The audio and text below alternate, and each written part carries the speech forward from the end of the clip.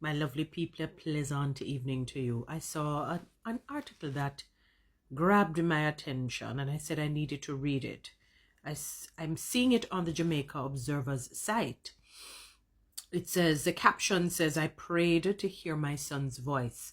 Mom shares how she took her child from being non-verbal to verbal with prayer, dedication. All right, it says 2 months after her son celebrated his first birthday, Peter Gay Forbes Robinson said her motherhood journey took an unexpected turn.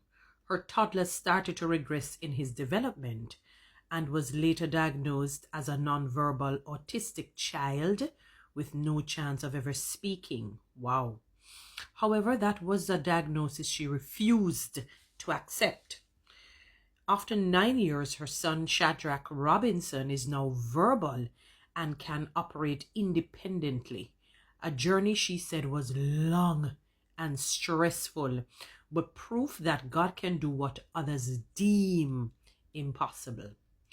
With a desire to help other children, she founded Gifted Hands, a structured home-based intervention program dedicated to supporting children on the autism spectrum through individualized learning, and is sharing her story to provide other parents in similar situations with hope. Robinson shared that she was first alerted that something was wrong when her son, who initially could list all the letters of the alphabet and count to 20, could only say the letter E in a forced tone after his first birthday. She said family members and friends soon pointed out that her son was not meeting developmental milestones, and she moved to get him examined. She was referred to a behavioral specialist and waited prayerfully for things to turn around, but they never did.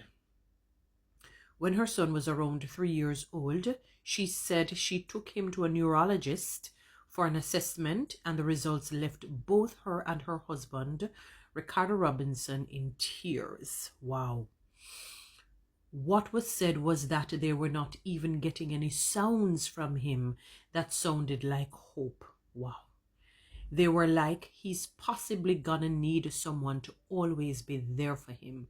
He's going to need assistance 24/7. He wouldn't speak, he wasn't compliant or anything like that, so it broke us. We were worried when we got that diagnosis of autism because we didn't know what that looks like, she told the Jamaica Observer.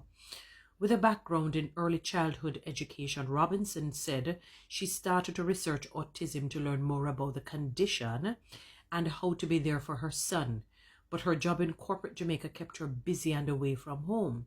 She shared that she would constantly hear the Lord telling her to resign from her job and dedicate time to her son, but she was fearful of the financial impact the decision would have on their family, and it's understandable. She left this progress in the hands of the state, in the hands of state institutions. However, her son still showed little to no signs of progress. When the COVID-19 pandemic hit in 2020, she said the call to resign from her job got so strong that she could not ignore it anymore. Another assessment confirmed that her son had made no progress, and she and her husband were losing hope. It broke us again, and I said, I'm not even going to accept that report because I know what the Lord has been showing me. He showed me that he would speak, and in fact, we experienced him speaking, so it is a matter of understanding what was happening at that time. That was when I said, all right, this is it. I am going to resign, and I resigned, Robinson recounted. She shared that she withdrew Shadrach from school and took up homeschooling, relying on help from Jamaica Life Learners, a comprehensive homeschooling service. She said the transition was hard for her family, and it seemed like she was not making progress with her son. On the verge of defeat, she turned to God in prayer. I remember I prayed and I said, Lord, I don't understand. What is this? What does that mean? And I almost gave up. I decided that Friday I wasn't going to do anything at all with him that was school related. And you know what happened? The instruction that the Lord gave me was to pull his speech and ability to spell, which is a technique in how you group the letters, starting with the vowels and the consonants. So that was what I did with him, she recalled. Robinson said that at first her son was non-responsive, and in frustration she told him to go and play. A few minutes later, she heard him repeating the letters A, E, I, O, U. He was about 5 years old at the time, and she realized that moment marked a turning point for him. However, her most treasured memory was the day her son told her he loved her for the first time. Wow. She shared that she was in his room one night crying as she questioned whether she would ever hear him utter the words, "I love you, mommy." I remember I turned back on him and I started crying, and I just heard him come over to me and say, "I love you," she shared, noting that the words were jumbled, but she jumped with pure joy. I said, "Wait, what?" He said, "I love you." I said, "Say it again, Papa." And he said, "I love you." And I said, "Yes, Papa, that's it." She recounted, her voice filled with joy and laughter as she was brought back to the milestone moment. I was there just looking in his eyes while he's there doing it. And the more he said it, he got louder each time. I said, "Say it with confidence, Papa, louder." And he started saying it louder. And I heard it start to turn into a more defined "I love you" over a period of time until every single time. And I'm not exaggerating. Possibly every other second or minute he would be saying, "I love you, mommy." To this day, he repeatedly says, "I love you, mommy." That's his first sentence that broke me, she told the Sunday Observer. From there, she said the Lord kept guiding her to different resources that were beneficial for her son. She later formed Gifted Minds in 2021 and began helping other children on the spectrum alongside her son. While the learning materials were beneficial, she said it was her moments of intercession and prayer that truly transformed her son. Nothing like prayer. Prayer changes things. Prayer works, always has, continues to work, and will forever work. At some point in time when I prayed, I realized that the symptoms would lessen, and then when I stopped praying, the symptoms increased.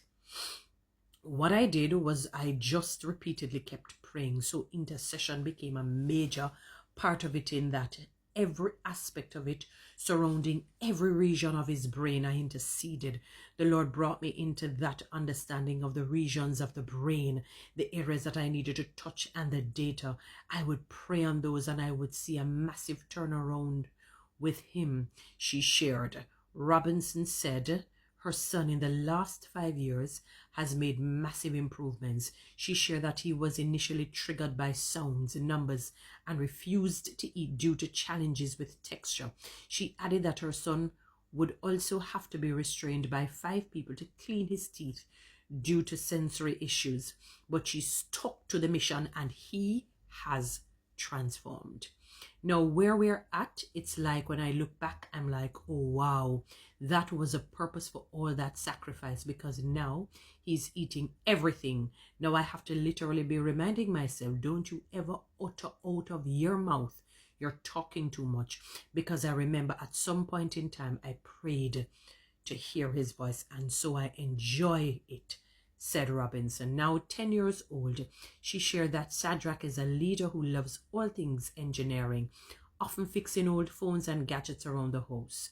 He particularly loves studying airplanes, and in most cases can identify the make model from the sky. Wow. She said earlier this year he was re-diagnosed as having an expressive receptive language gap, which is the discrepancy between a person's ability to understand language and their ability to express it. She added that her son is also enrolled in a mainstream public school and is fully independent. There is more. Guys, you should read the story. God is good all the time.